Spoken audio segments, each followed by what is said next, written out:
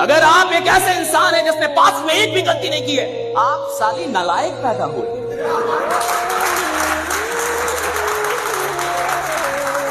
तुमने गलती नहीं की, कैसा जीवन जिया? तुमने कोई गलती नहीं, कैसा जीवन जिया? तुमने किसी का पीछा नहीं किया, गलती नहीं की, दो चार गाली नहीं दी, किसी से लड़े नहीं, जी भी रहे थे।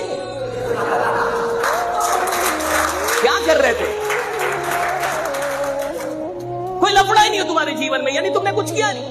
लफड़ा उसके जिंदगी में जिसने कुछ उल्टा सीधा किया, और उल्टा सीधा करने के लिए जिगरा चाहिए सब, है कि नहीं? जिगरा चाहिए ना।